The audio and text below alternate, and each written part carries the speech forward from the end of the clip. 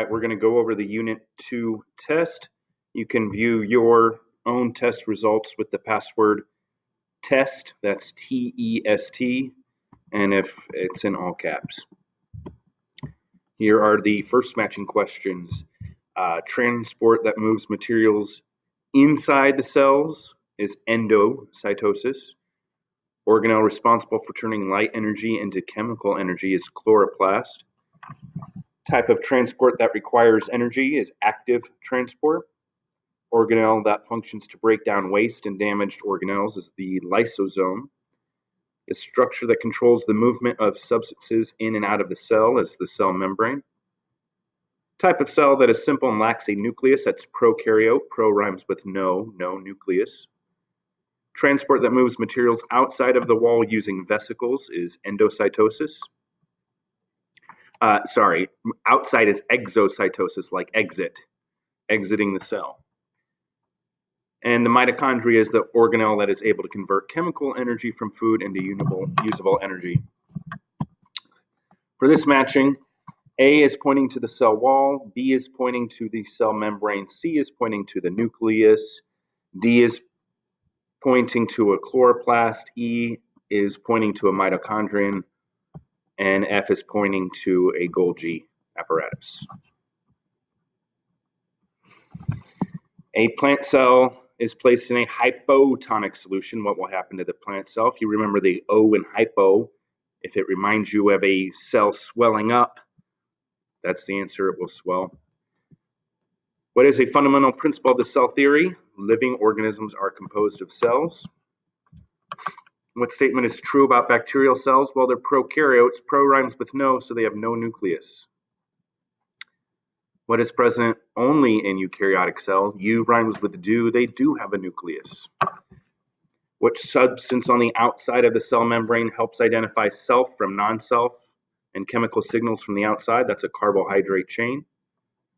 And the mitochondrion converts sugars into energy.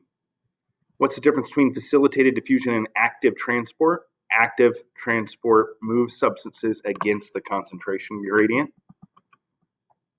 So, what direction are materials moved during exocytosis? Exo sounds like exit, so it's outside of the cell. What's an example of passive transport? That's osmosis. What's the difference between diffusion and osmosis? Diffusion is movement from high to low concentration, and osmosis is high to low concentration through a selective membrane. What's the job of the Golgi? The Golgi is the post office. It modifies, sorts, and packages proteins. Which organelle is where proteins are made? That's the rough ER. A cell is in a solution that is highly concentrated with salt. The water is going to move out of the cell. That is a hypertonic solution. What's an example of a prokaryotic cell? Bacteria. What is the function of the cell membrane? It regulates which materials enter and leave the cell.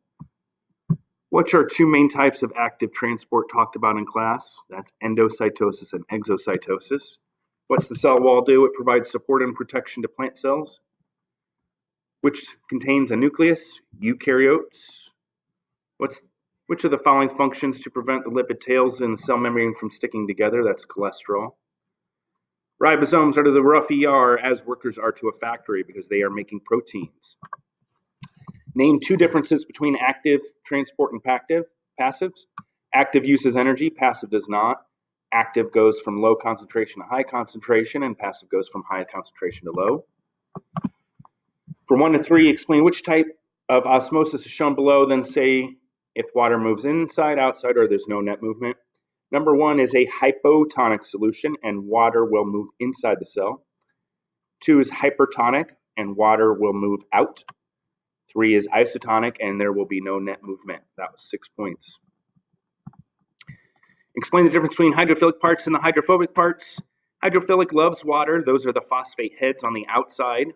And hydrophobic repels water. Those are the tails. And the cell regulates transport through the cell membrane. And you could have added more detail if you want, but that would have been enough. And finally, what is special about both the mitochondria and the chloroplast? They both are involved in energy conversion for 1 point. And if you said they both have their own DNA, I gave you an extra bonus point.